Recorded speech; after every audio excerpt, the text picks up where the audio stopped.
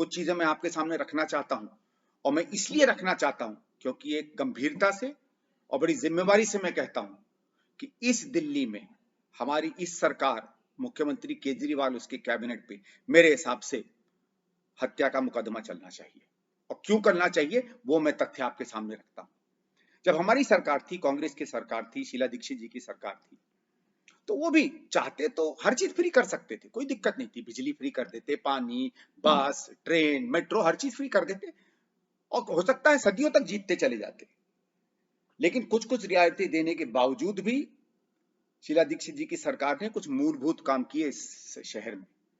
15 साल में 18 से 40 अस्पताल अगर हमने बनाए, 4000 से 11000 बिस्तरों की तैयारी अगर सरकार की तरफ से की और प्राइवेट सेक्टर ने अलग की, तो किसी कारण से की थी। उसके आपने कभी इश्तहार नहीं देखे, कभी लंबे लंबे नमस्कार मैं मुख्यमंत्री बोल रहा हूं करके इश्तहार नहीं देखे आपके सामने, लेकिन वो काम होते रहे। आज अगर वो 11,000 की जगह 4000 बिस्तर होते तो आप समझ लीजिए आज जितने लोग मर रहे हैं उससे शायद 5 गुना ज्यादा मृत्यु हो रही होती रोज इस शहर में। लेकिन उसके बाद क्या हुआ?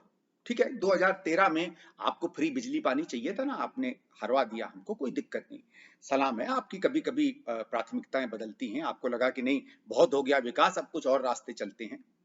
लेकिन उस समय जो 10-11 नए अस्पताल बन रहे थे, द्वारका देख लीजिए, बुराड़ी देख लीजिए, मादीपुर देख लीजिए, तो मेरे पास एक पूरी लिस्ट है दिल्ली सरकार की।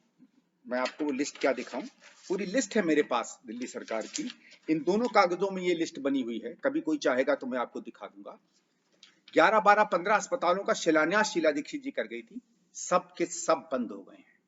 बल्कि एक आरटीआई में जब हमने पता किया तो अरविंद केजरीवाल की सरकार ने अपने बारे में कहा कि ना हमने कोई नया अस्पताल बनाया है, ना उस पर काम शुरू किया है, ना एक भी नया बेड हमने तैयार किया है।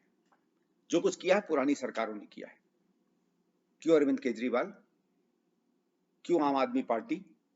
अगर यही 7-8 हजार नए बिस्तर बन गए होते, 12-15 नए अस्पताल बन गए होते, तो क्या कम से कम 50-100 जाने रोज नहीं बचती? जिस तरीके का हाहाकार दिल्ली में मचा है, कुछ तो कम होता। मैं ये नहीं कह रहा हूं कि बिल्कुल दिक्कत कम होती, कोई नहीं कह सकता, इतनी भयानक बीमारी है कि कितने भी आप अस्पताल बना लेते, बिस्तर बना लेते, एक स्तर से ज्यादा दिक्कत आती, लेकिन दिक्कत कम आती। अगर मुझे 4 गिलास पानी दिन में चाहिए, 1 गिलास भी मिलता तो प्यासा नहीं मरता मैं। दिल्ली में कम से कम सैकड़ों जाने, हजारों जाने बचती।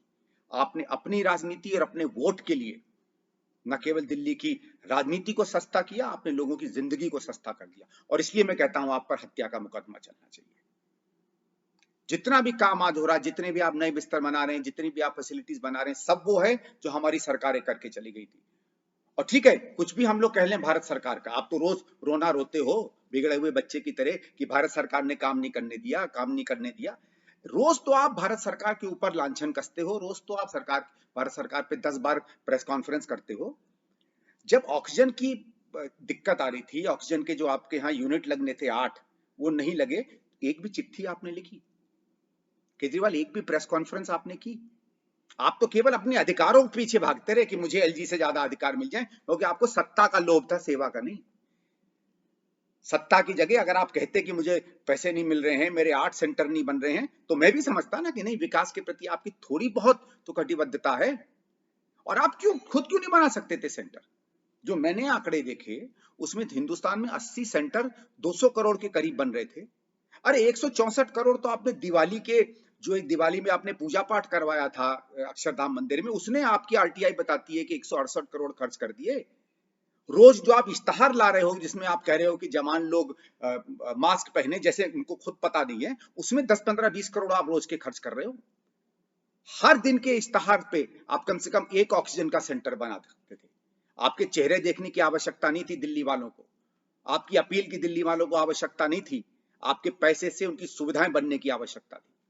और मैं इस वीडियो के माध्यम से दिल्ली के लोगों को कहूंगा, ठीक है, आप लोगों को सस्ती कोई चीज चाहिए, लेकिन अपनी सरकार पर काम करने का जब से आपने प्रभाव छोड़ दिया है, जब से उनको लगा है कि फ्री फंड की राजनीति बन गई है, दिल्ली की हर व्यवस्था चरमरा रही है और चरमराती रहेगी। अभी तो जैसे मैंने कहा भारत सरकार का भी बहुत इसमें योगदान है। अच्छा है, आईटीबीपी के बहादुर सिपाहियों ने एक सेंटर खोल लिया जिसमें 500 बिस्तर मिल गए हैं।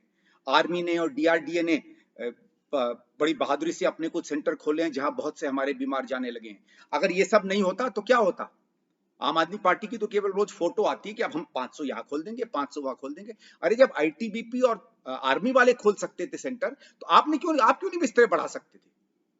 बंद कर दो ना सारी सब्सिडी, बंद कर दो हर जगह पैसा डालना, झोंक दो हर रुपया इस चीज में, डाल दो हर पैसा इस चीज में। लेकिन नहीं, आपको विधायकों की तनख्वाह बढ़ाने में 1 महीना नहीं लगा। 15 दिन में आपने जहां 50-50 हजार मिलते थे, वह 4-4, 5-5 लाख की आप लोग तनख्वाहें पा रहे हो हर महीने। ऑक्सीजन के सेंटर बनाने के लिए आपके पास पैसा नहीं है। आप भारत सरकार के सामने खड़े हो। भारत सरकार के सामने क्यों खड़े हो भाई? आज सवेरे वीडियो आया कि खुद आपकी एसडीएम ने, पता नहीं रिश्वत के चक्कर में, किस चक्कर में, आपके किस मंत्री के चक्कर में एक ऑक्सीजन की कंपनी बंद कर रखी है। वो आपको नहीं दिखाई देता ये सब चीजें? आपने केजरीवाल साहब, आपने और आपकी पार्टी ने, मुझे दुख के साथ कहना पड़ रहा है, अपनी सत्ता, अपने सत्ता के लालच के लिए दिल्ली के लोगों की जिंदगी बेच दी है। मैं आशा करता हूं कि आने वाले समय में दिल्ली का नागरिक उठकर विकास मांगेगा, जिंदगी मांगेगा, सिर्फ आपकी सस्ती राजनीति में बहेगा नहीं।